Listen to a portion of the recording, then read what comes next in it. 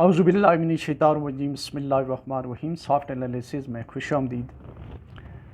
तो आज कहना ये है कि ना तो मुजीबुर रहमान और ना ही मौलाना बाशानी गद्दार थे, और ना ही हुसैन शहीद सोहरावर्दी और ना ही शेर बंगाल मौलवी फजल गद्दार थे, बल्कि ये हमारे यहाँ एक सिस्टम है कि जो लोग कुछ लोग हैं वो जो अवार्ड और सर्टिफिकेट जो है इशू करते हैं कि फ़लाँ गद्दार है और फ़लाँ जो है वो मुहिब वतन है।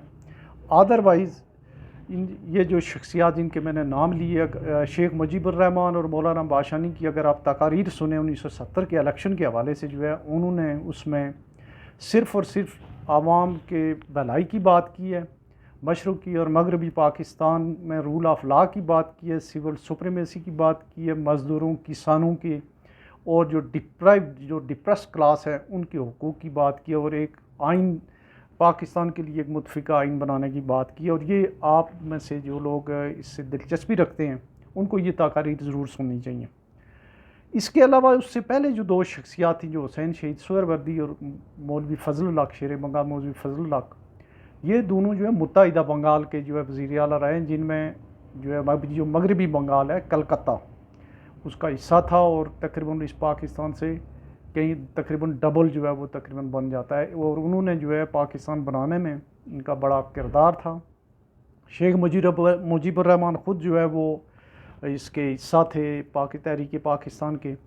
लेकिन बाद में हुआ ये कि जो हमने सबसे पहले जगतो फ्रंट या जो मौलवी फजल हक साहब के साथ जो किया, उनकी जो वो जीती हुई जो उनकी पार्टी थी जगतो फ्रंट, उसको उनकी वजारत को बरतरफ़ किया गया। फिर हुसैन शहीद सोहरावर्दी साहब को बरतरफ़ किया गया। उसके बाद जो है मुजीबुर रहमान के साथ जो कुछ हुआ, और अगरतला साजिश केस, और फिर उसके जीतने के बावजूद जो है इस्टेब्लिशमेंट ने उनको हुकूमत नहीं दी, तो ये हुआ मसला। और अब जो है जो बचा खचा पाकिस्तान है उसमें भी ये खेल शुरू है। जो ईरा कोल्ड वार ईरा था, जो उसमें ये था कि जो बंदा जो गरीबों की बात करे, जो मज़दूरों और किसानों की बात करे, उसके ऊपर ये स्टैंप लग जाती थी कि ये जो है ये लेफ्टिस्ट है, ये कम्युनिस्ट है, ये पाकिस्तान दुश्मन है, ये इस्लाम दुश्मन है। कोल्ड वार अब हो गई है ओवर, तो अब उसके लिए जो है अब एक नया जो सिलसिला आया वो आया हमारे यहाँ 70s एंड 80s के बाद, जो है तालिबानाइजेशन के बाद आया कि जो अफ़गान पॉलिसी की हमायत हर हाल में ज़रूरी है। कश्मीर जो हमारा अपना काज था उससे हम दस्तबरदार हो गए। 45 सालों से अफ़गान हमारे गले पड़े हुए हैं, और अब भी इस मुल्क की बका के लिए सियासी जमातें और मौजूदा सियासतदान जो हैं वही लोग ज़रूरी हैं, और वही लोग जो है इस मुल्क को बचा सकते हैं अगर रूल ऑफ लॉ होगा, सिविल सुप्रीमेसी होगी और इदारे अपना अपना सारे काम करेंगे। अब जो मौजूदा सूरत हाल है उसमें अगर आप देखें, जैसे मैंने ये आप कुछ अब देख रहे हैं कि ये वली ख़ान, गफ़ार ख़ान साहब जो हमारे बलूचिस्तान के जो लीडर्स हैं, ये आप देख रहे हैं, तो ये सारे के सारे लोग मुहिब वतन थे। बल्कि हर वो लीडर, हर वो सियासी जमात मुहिब वतन होती है जो इलेक्शन प्रोसेस का हिस्सा ले। गद्दारों के अगर सर्टिफिकेट्स देने हैं तो फिर उनको दें जो कि बंदूक की नोक पे बात करते हैं, पाकिस्तान के आइन को नहीं मानते हैं, पाकिस्तान की किसी भी जो है वो कस्टम्स या यहाँ के जितने भी अक़दार हैं उनकी नफ़ी करते हुए जो है वो हर आए रोज़ जो है वो पाकिस्तानी चेक पोस्टों के ऊपर जो है हमारे जवानों को शहीद कर दें। कभी उनका कब्ज़ा स्वात पे होता है, कभी उनका कब्ज़ा चित्राल पे होता है, और कभी किसी जगह और कभी किसी जगह। तो इनके सामने बंद बांधने के लिए और माजी से अगर सबक सीखना है तो ये ज़रूरी है कि ये तालिबानाइजेशन या अफ़गानों के सामने एक प्रॉपर तरीके उसका जो जवाज़ और जवाब है वो है खान अब्दुल वली ख़ान की जो लेगेसी है, असफंदियार वली, उनके बेटे, उनकी जगह वो लोग जो मंजूर पेशीन हैं, मौसम दावड़ हैं, जो बलूचिस्तान में अगर देखें तो वहाँ पे अब्दुल समद ख़ान अचकज़ई के जो बेटे हैं, अचकज़ई जूनियर, जो उनके दो बेटे हैं, उसके अलावा मैंगल साहब हैं, बजिंजो साहब हैं, ये वो लोग हैं जो सारे के सारे पाकिस्तान को आइन को मानते हुए अपने इलाके की हुकूक की बात ज़रूर करते हैं, लेकिन एंटी पाकिस्तान नहीं है। और ये पाकिस्तान की बका के लिए ज़रूरी है कि इन फोर्सेस को जो है वो प्रोटेक्ट किया जाए और उनको लेवल प्लेइंग फील्ड दी जाए। इसी तरीके से जो दूसरी जमातें हैं जैसे PML या PMLN या जो तहरीक PTI है, ये भी इक्वली जो है वो मुहिब वतन जमातें हैं, पीपल्स पार्टी भी। लेकिन जो करप्शन का एक नया एलिमेंट आया ज़ियाउल हक के बाद, ये इदारों में भी चला गया है। उसको आप जो है, आप ये नहीं हो सकता है कि 2-3 जमातों का हम नाम ले लें और उसके बाद जो है हम कहें जी कि ये जो है ये पाकिस्तान के हामी नहीं हैं, ये करप्ट हैं।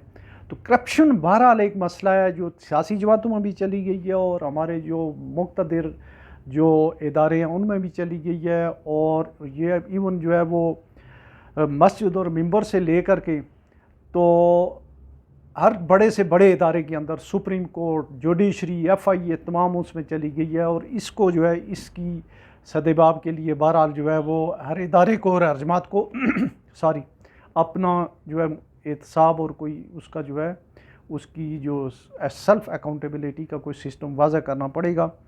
बाकी जहाँ तक ये ताल्लुक है कि आजकल कौन गद्दार है, कौन सी जमात है, ये एक हमारे आर्मी चीफ साहब ने एक ज़िम्नन बात हुई और उसको उठा लिया सोशल मीडिया ने। और जो कुछ खुद साख्ता तर्जमान होते हैं इस्टबलिशमेंट और हमारे आर्मी के, उसमें जो है वो कामरान ख़ान है, वो हमारे एक मुबशर लुकमान है, कोई 5-7 और एंकर्स हैं, और उसमें एक मोती वाला साहब हैं और एक जो है अकील करीम डैडी। और इस तरह के वो लोग हैं जो ये समझते हैं कि इलेक्शन नहीं होने चाहिए, कोई ऐसा रिजीम इंस्टॉल हो जाए, टेक्नोक्रेट्स या कोई आउट ऑफ द बॉक्स ऐसी सलूशन आ जाए जिसमें आइनी हुकूक मअतल हो जाएं।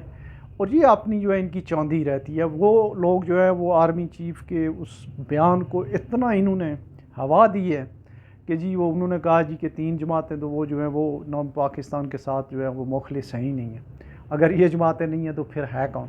उसकी बड़ा तरदीद भी नहीं आई है, लेकिन एक बंदे ने तरदीद अकील करीम डैडी ने की है, लेकिन उसकी किसी और लेवल से नहीं हुई। उसने कहा मैंने नहीं सुना है, उन्होंने ऐसे कहा था। तो उसको जो है फिर आर्मी चीफ हमारे इतने आउटस्पोकन भी नहीं है और कोई इसी तर्जमान ने उस तरफ से उसका वो नहीं किया है, तरदीद भी नहीं की है। लेकिन उसकी सम अप इस डिस्कशन को हम यूँ करते हैं कि मंगानियों को मार्जिनलाइज किया गया।